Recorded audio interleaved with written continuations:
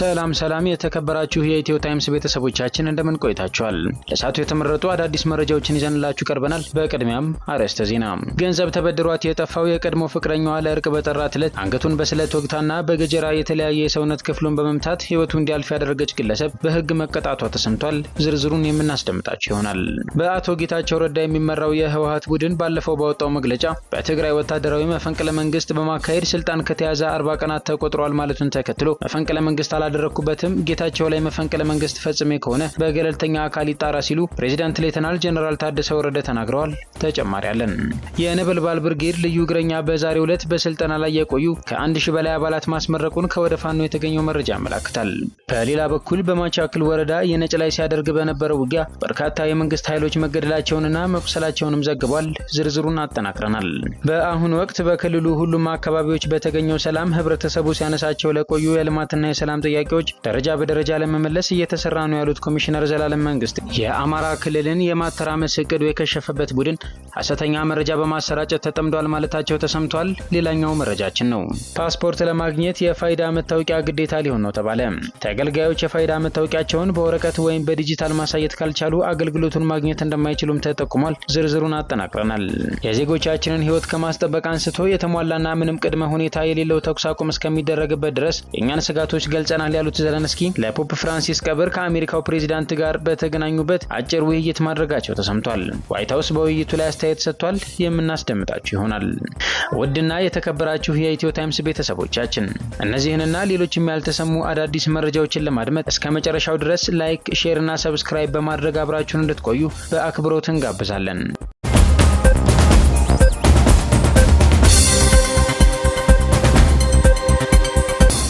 መፈንቅለ መንግስት አላደረኩበትም፣ ጌታቸው ላይ መፈንቅለ መንግስት ፈጽሜ ከሆነ በገለልተኛ አካል ይጣራ ሲሉ ፕሬዝዳንት ሌተናል ጀነራል ታደሰ ወረደ አስታወቁም። የትግራይ ጊዜያዊ አስተዳደር ፕሬዝዳንት ታደሰ ወረደ በትግራይ ተካሂዷል ተብሎ ተደጋግሞ ስለሚነገረው የመፈንቅለ መንግስት ጉዳይ ተጠይቀው መልስ ሰጥተዋል። በቀድሞ ፕሬዝዳንት አቶ ጌታቸው ረዳ የሚመራው የህወሓት ኃይል ባለፈው ባወጣው መግለጫ በትግራይ ወታደራዊ መፈንቅለ መንግስት በማካሄድ ስልጣን ከተያዘ 40 ቀናት ተቆጥሯል ብሎ ነበር።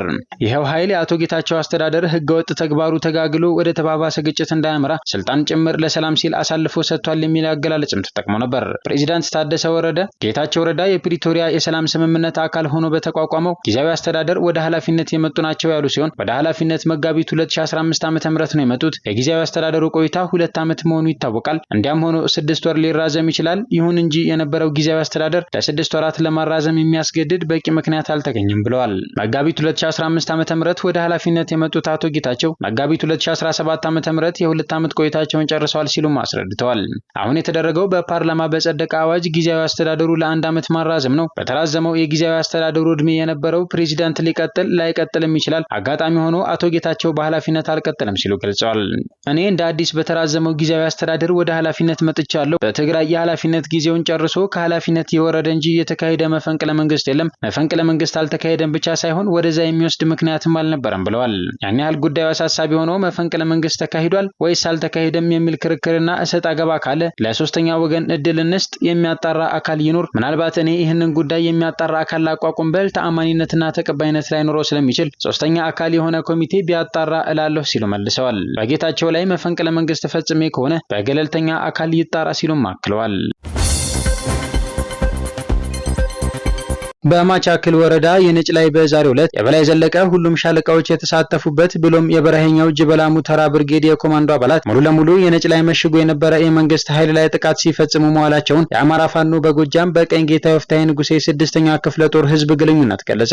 በቁመቱ ልክ መሽጎ ቆፍሮ የተቀመጠ ሰራዊት 2 ጊዜ ምሽጉን ከለቀቀ በኋላ ተጨማሪ ኃይል ከከተማ በማስጠጋት በከባድ መሳሪያ ብቻ የታገዘ ውጊያ በማድረግ በከተማ ቤቶች ላይ ከፍተኛ ድብደባ ሲያደርጉላል ብሏል። በመጀመሪያ ዙር ምሽግ ውስጥ የነበሩት ሙሉ ሙሉ ተገድለዋል ያለ ሲሆን አሁን ላይ ተጨማሪ ኃይሉ አስክሬንና ቁስለኛ እያነሳ መሆኑን ዘግቧል። አክሎም አሁን ላይ ፋኖን ቀኑን ሙሉ ሲዋጋ አታገኘውም፣ የሚፈልገውን ስራ ከሰራ በኋላ በየት ገብቶ እንደመታና በየትም እንደሚወጣ ሳታውቀው አስክሬን ሲነሳ ብቻ የምትመለከትበት ወቅት ላይ መድረሳችን የትግላችን 2-3 ደረጃ ማደጉን ያመላክታል ሲልም ገልጿል። ከወደ ፋኖ የተገኘው መረጃ የነበልባል ብርጌድ ልዩ እግረኛ በዛሬው ዕለት የነበልባል ብርጌድ ከፍተኛ አመራሮች በተገኙበት የተካሄደው የምርቃት ስነ ስርዓት በደማቅና በሰላም መጠናቀቁን ይጠቁማል። ይጠቁማል። መረጃው በአማራ ፋኖ ከሰም ክፍለ ጦር ነበልባል ብርጌድ አሰልጣኞች በሸንኮራና በምንጃር በሁለት ቦታ ከ1000 በላይ ሲሰለጥን የነበረው ስፔሻል የተባለው እግረኛ ከ500 በላይ በቆላው በምንጃር ለ6 ወራት እንዲሁም መደበኛ እግረኛ ከ400 በላይ በሸንኮራ ደጋማ ስልጠናቸውን ጨርሰው መመረቃቸውን ያመለክታል። መረጃው ሰልጣኞቹ ወታደራዊና ፖለቲካዊ ስልጠና በብቃት እንደተማሩ ካሳዩት ሰልፍና ንቃተ ህሊና መረዳት ይቻላል ሲል ይገልጻል። በምርቃቱ ወቅት በነበልባል ብርጌድ ዋና ጦር አዛዥ 50 አለቃ ፍቃዱ ጥላሁን፣ የስልጠና መምሪያ ዋና ኃላፊ 50 አለቃ ፈለቀ ሰርጤ በቅጽል ስሙ ድቡሽ ታታ፣ የነበልባል ብርጌድ ህዝብ ግንኙነት ኃላፊ ኢንጂነር ታደሰ ወንድሙ፣ የነበልባል ብርጌድ ሎጂስቲክ ኃላፊ አርበኛ ደሴ ሞገሴ መልእክት አስተላልፈዋልም ብሏል። የቀድሞ ፍቅረኛዋ ለእርቅ በጠራት ዕለት በስለት ወግታ ህይወቱ እንዲያልፍ ያደረገች ግለሰብ ተቀጣች። የነገሌ አርሲ ከተማ አስተዳደር ፖሊስ ጽሕፈት ቤት የወንጀል ምርመራ ክፍል ኃላፊ ኢንስፔክተር ወርቆ ሁሪሳ እንደተናገሩት ትውልድና እድገቷ በምዕራብ አርሲ ዞን ነገሌ አርሲ ከተማ የሆነው ተከሳሽ ለሊሴ ዳባ በስራ ላይ ያለች ድሪባ እጅጉ ከተባለ የ27 ዓመት ወጣት የስራ ባልደረባዋ ጋር ወደ ፍቅር መግባታቸውንና ጥንዶቹ በተመሳሳይ የሙያ ዘርፍ ላይ ተሰማርተው ለ5 ዓመታት በፍቅረኛነት ቤት ተከራይተው የኖሩ ሲሆን ያሉበትን የስራ መስክ ለቀው በየግላቸው ወደ ንግድ ዓለም ገብተው ለመስራት ተስማምተው እንደነበር ተገልጿል። ተከሳሿ ያላትን መሬት በመሸጥ አነስተኛ ምግብ ቤት ከፍተው እየሰሩ ያለ የምግብ ቤቱ ንግድ እየተቀዛቀዘ ኪሳራ ላይ ሲወድቅ ፍቅረኛዋ ድሪባ እጅጉ ለሌሊሴ 25000 ብር በመበደር ይሰወራል። ይህንን የተረዳችው ተከሳሽ ምግብ ቤቱን ዘግታ አክስቷ ጋር ነገሌ አርሲ ተቀምጣ ያቋረጠችውን ትምህርት መከታተል ትጀምራለች። ፍቅረኛሞቹ ከተለያዩ ከዓመት በኋላ ጥቅምት ወር ላይ የእጅ ስልኳ ላይ የማታውቀው ቁጥር ይደወላል። ተከሳሿ ማንነቱን ያላወቀችውን ስልክ አንስታ ስታናገር ከዓመት በፊት ብር ተበድሯት የተሰወረው የቀድሞ ፍቅረኛዋ ድሪባ እጅጉ መሆኑን ስታረጋግጥ ለምን እንደደወለ ትጠይቀዋለች። እሱም ይቅርታ ለመጠየቅና አብሯት በፍቅር እንደ ድሮ ለመኖር መወሰኑን ይነግራትና የት እንዳለች ይጠይቃታል። እሷም ነገሌ አርሲ አክስቷ ጋር እየተማረች መሆኗን ስትነግረው እሱም ሻሸመኔ ከተማ እንዳለ በመናገር ጥቅምት 26 ቀን 2017 ዓ.ም ስልክ ተደዋውለው ነገሌ አርሲ ቀርሳ የተባለ ቦታ ክፍል ተከራይታ ትጠብቀዋለች። ማች ድሪባ በተሰጠው አቅጣጫ መሰረት ለ1 ዓመት የተለያትን ፍቅረኛውን አግኝቶ ይቅርታ እንድታደርግለት ጠይቋት ይቅርታውን ከተቀበለች በኋላ አብረው ለማሳለፍ ከፍተኛ ጉጉት ያደረበት ድሪባ ምንም ሳይጠራጠር ተዘናግቶ ባለበት ሰዓት ተከሳሿ ደብቃ በያዘችው ስለታማ ጩቤ አንገቱን በመውጋት አልጋ ላይ ከጣለችው በኋላ አልጋ ስር ደብቃ ባስቀመጠችው ስለታም ገጀራ የተለያየ የሰውነት ክፍሉን በመምታት ህይወቱ ካለፈ በኋላ በአንሶላና ብርድ ልብስ ጠቅልላ በር ከፍታ ትወጣለች። ተከሳሿ የተከራየችበት ቤት ያሉ ሰዎች በሁኔታዋ ተጠራጥረው በመያዝ ለፖሊስ አመልክተው የተከራየችው ክፍል በር ሲከፈት የቀድሞ ፍቅረኛዋ ተገድሎ ይገኛል። ፖሊስም ወዲያውኑ አስክሬኑን ለምርመራ ሆስፒታል ልኮ ወንጀል የተፈጸመበትን ጩቤና ገጀራ ሌሊሴ ከደበቀችበት በማውጣት የድርጊቱ አፈጻጸም መርታ ታሳያለች። ወንጀል የተፈጸመበትን ጩቤና ገጀራ ሌሊሴ ከደበቀችበት በማውጣት የድርጊቱን አፈጻጸም መርታ ታሳያለች። ፖሊስም የምርመራ መዝገቡን በበቂ ማስረጃ በማጠናከር ለአቃቢ ህግ የላከ ሲሆን አቃቢ ህግም ከፖሊስ የቀረበለትን የምርመራ መዝገብ ተመልክቶ በወንጀል ህግ ቁጥር 539 ህዝባር 1 መሰረት በከባድ የግድያ ወንጀል ክስ ይመሰርታል። ክሱን ሲከታተል የቆየው የምዕራብ አርሲ ዞን ከፍተኛ ፍርድ ቤት ሚያዝያ 9 ቀን 2017 ዓ.ም በዋለው ችሎት ተከሳሽ ሌሊሴ ዳባ ሰውን ለመግደል አስባና አቅዳ በተለየ ጨካኝነት የቀድሞ ፍቅረኛዋን መግደሏ አደገኛና ነውረኛ መሆኑን ፍርድ ቤቱ በማስረጃ ያረጋገጠ በመሆኑ በዕድሜ ልክ እስራት እንድትቀጣ መወሰኑን ኃላፊው መናገራቸው ተዘግቧል። ፓስፖርት ለማግኘት የፋይዳ መታወቂያ ግዴታ ሊሆን ነው ተባለ። ከሰኔ 1 ቀን 2017 ዓ.ም ጀምሮ ፓስፖርት ለማግኘት የፋይዳ መታወቂያን እንደ ቅድመ ሁኔታ የሚጠይቅ አሰራር ተግባራዊ እንደሚደረግ የኢሚግሬሽን ዜግነት አገልግሎት አስታውቋል። አገልግሎቱን ለማስጀመር የእቅድ ዝግጅትና የቅድመ ትግበራ ስራዎች መጀመራቸውንም ነው ዛሬ በተሰጠ ጋዜጣዊ መግለጫ የተገለጸው። የኢሚግሬሽንና የዜግነት አገልግሎት ከብሔራዊ መታወቂያ ጋር በዛሬው ዕለት በጋራ በሰጡት መግለጫ የፓስፖርት አገልግሎት ለማግኘት ከሚያስፈልጉ ሰነዶች መካከል የፋይዳ መታወቂያ አንዱ እንዲሆን ከስምምነት ላይ ተደርሷል። ይህ የጋራ ትግበራ ማንነትን በማጭበርበር የተለያዩ ሰነዶችን ለማግኘት የሚጥሩ ወንጀለኞችን ተግባር እንደሚገታም በመግለጫው ተጠቅሷል። በተለያዩ የሀገሪቱ ክፍሎች የፓስፖርት አገልግሎት ጥያቄ አቅርበው በመጠባበቅ ላይ ያሉ ግለሰቦች የተዘጋጀላቸውን ፓስፖርት ሲቀበሉ በቅድሚያ በፋይዳ ተመዝግበው ልዩ ቁጥር ሊኖራቸው እንደሚገባ የተገለጸ ሲሆን ተገልጋዮች የፋይዳ መታወቂያቸውን በወረቀት ወይም በዲጂታል በማሳየት አገልግሎቱን ያገኛሉ ተብሏል። የተቋሙ አገልግሎት ሰጪዎች የቀረበላቸውን በህትመት ወይም በሶፍት ኮፒ የፋይዳ መታወቂያ ትክክለኛነት በመተግበሪያ አረጋግጠው አገልግሎት እንደሚሰጡም ተጠቅሷል። በዚህ የጋራ ትግበራ በቀጣይ የፋይዳ መታወቂያን በአገልግሎቱ ከሚለሙ ስርዓቶች ጋር በማስተሳሰር የፋይዳ ስርዓትን ከሲቪልና የቤተሰብ መዝገባ ስርዓት ከመኖሪያ ፍቃድ ስርዓትና ከትውልደ ኢትዮጵያዊ መታወቂያ ስርዓት ጋር ለማስተሳሰር እንዲቻል እቅድ እንዳላቸውም ተቋማቱ አስታውቀዋል። የአማራ ክልልን የማተራመስ እቅዱ የከሸፈበት ጽንፈኛ ቡድን ሐሰተኛ መረጃ በማሰራጨት ተጠምዷል ሲሉ ኮሚሽነር ዘላለም መንግስቴ ገለጹ። የአማራ ክልልን የማተራመስ እቅዱ የከሸፈበት ጽንፈኛ ቡድን መንግስት ሰላማዊ ዜጎች ላይ ጉዳት ያደረሰ በማስመሰል የሐሰት መረጃ በማሰራጨት ተጠምዷል ሲሉ የክልሉ ፖሊስ ኮሚሽነር ዘላለም መንግስቴ ተናገሩ። የክልሉን የጸጥታ ተቋማት መልሶ በማደራጀትና በማጠናከር ረገድ ውጤታማ ስራ እየተከናወነ መሆኑን ገልጸው ሀገር የማፍረስ ተልዕኮ ይዞ የሚንቀሳቀሰው ጽንፈኛ ቡድን ሰላማዊ ዜጎች ላይ ጥቃት በመፈጸም የህዝብ ጠላት መሆኑን በተግባር አሳይተዋል ብለዋል። በክልሉ እየተወሰደ ካለው ህግ የማስከበር እርምጃ ጎን ለጎን ጽንፈኛ ቡድኑ የጥፋት መንገዱን እንዲተው በመንግስት ተደጋጋሚ የሰላም ጥሪ መቅረቡን ያስታወሱት ኮሚሽነሩ በርካታ ታጣቂዎች የሰላም ጥሪውን በመቀበል ወደ ሰላማዊ ህይወት መመለሳቸውን ተናግረዋል። በአሁኑ ወቅት በክልሉ ሁሉም አካባቢዎች በተገኘው ሰላም ህብረተሰቡ ሲያነሳቸው ለቆዩ የልማትና የሰላም ጥያቄዎች ደረጃ በደረጃ ለመመለስ እየተሰራ ነው ማለታቸውም ተጠቁሟል። በኢትዮጵያ በአሁኑ ጊዜ በየዓመቱ 53000 ሰዎች በካንሰር በሽታ ህይወታቸውን እያጡ መሆኑን የጤና ሚኒስቴር ተናገረ። 80000 ሰዎች ደግሞ በየዓመቱ በካንሰር ህመም ይያዛሉ ሲባል ሰምተናል።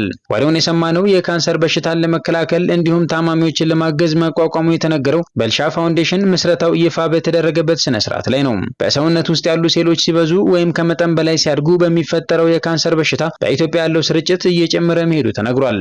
በኢትዮጵያ ብዙ ሰዎችን እየያዘ ያለውና እየገደለ ያለው የካንሰር አይነት የጡት ካንሰር ሲሆን የአንጀት ካንሰር ደግሞ ይከተላል። ለካንሰር በሽታ አጋላጭ የሆኑ ሲጋራ ማጨስ፣ ጤናማ ያልሆነ አመጋገብ፣ የአልኮል አብዝቶ መጎንጨት፣ የአየር መበከል፣ የአካል ብቃት እንቅስቃሴ አለማድረግና የመሳሰሉት ይጠቀሳሉ። በኢትዮጵያ በካንሰር በሽታ በየዓመቱ 53000 ያህል ሰዎች እንደሚሞቱና አሃዙም በየዓመቱ እንዲጨምር ያደረገው ዋነኛው ምክንያት ስለ በሽታው ህዝቡ ያለው ዝቅተኛ አመለካከት ነው ሲሉ የጤና ሚኒስቴር የሚኒስቴር ዴኤታ ከፍተኛ አማካሪ አቶ ሌሊሳ አማኑኤል ተናግረዋል። ብዙውን ጊዜ በካንሰር የተያዙ ሰዎች ወደ ህክምና ማዕከላት የሚሄዱት በሽታውን ታክሞ ለመዳን አስቸጋሪ በሆነበት 3ኛና 4ኛ ደረጃ ላይ ከደረሰ በኋላ ነው ሲሉ ሚኒስትር ዴኤታው አስረድተዋል። በየጊዜው የጤና ክትትል አድርጉ፣ ጮማ መቁረጥን የመሳሰሉ ጤናማ ያልሆኑ አመጋገቦችን አስወግዱ፣ አይበለውና በበሽታው ከተያዛችሁም በጊዜ ህክምናችሁን ጀምሩ ሲሉ አቶ ሌሊሳ ጥሪ አቅርበዋል። መንግስት የካንሰር በሽታ ተጽዕኖን ለመቀነስ የህክምና መስጫ ማዕከላትን ማብዛት፣ የባለሙያዎችን ስልጠና፣ የመድኃኒት አቅርቦትን ማስፋት ላይ እየሰራ እንደሆነ አማካሪው ጠቅሰዋል። ዛሬ ምስረታው ይፋ የሆነው የበልሻ ፋውንዴሽን ስያሜውን ያገኘው ነዋሪነታቸውን በአሜሪካ ሀገር አድርገው በነበሩትና በበጎ አድራጎት ስራቸው በሚታወቁት ወይዘሮ በለጠች ሞላ በልሻ መሆኑ ተነግሯል። እኚህ በጎ አድራጊ ህይወታቸውን ያጡት በካንሰር ህመም በመሆኑ በእሳቸው ህልፈት ሀዘንና ቁጭት ያደረባቸው ባለቤታቸው፣ ቤተሰባቸውና ወዳጆቻቸው የበልሻን የበጎ አድራጎት ስራ ለማስቀጠልና እሷን የነጠቃቸውን ካንሰርን ለመዋጋት በማሰባቸው ይህ የበጎ አድራጎት ድርጅት እንዲመሰረት ምክንያት ሆኗል ሲባል ተሰምቷል።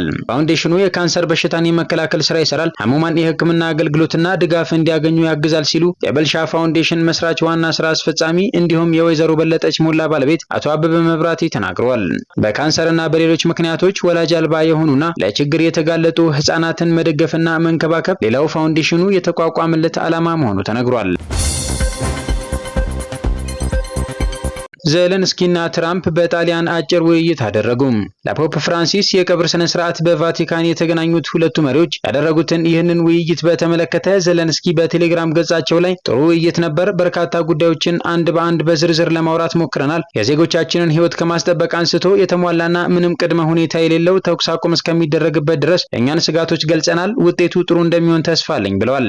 ጨምረውም የጋራ ውጤቶችን የምናገኝ ከሆነ ታሪካዊ ውይይት ይኖረናል፣ ፕሬዚዳንት ትራምፕ እጅግ አመሰግናለሁ በማለት ገልጸዋል። ዋይት ሀውስ በበኩሉ በሁለቱ መሪዎች መካከል የተደረገው ውይይት ፍሬያማ እንደነበር አስታውቋል። ሁለቱ መሪዎች በዋይት ሀውስ ተገናኝተው ያለ ስምምነት ከተለያዩ ወዲህ ፊት ለፊት ተገናኝተው ሲያወሩ የዛሬው የመጀመሪያቸው ነው። ይህ በእንዲህ እንዳለ የዩክሬን ሚዲያዎች ሁለቱ መሪዎች ከቀብር ስነ ስርዓቱ በኋላ ተገናኝተው ለማውራት መቀጣጠራቸውን በስፋት ሲዘግቡ ነበር። ይሁን እንጂ ኢንተርፋክስ እንዳስታወቀው የቀብር ስነ ስርዓቱ እንዳለቀ የትራምፕ ቲም በሙሉ በቀጥታ ወደ አየር ማረፊያ በመሄድ ተሳፍሯል።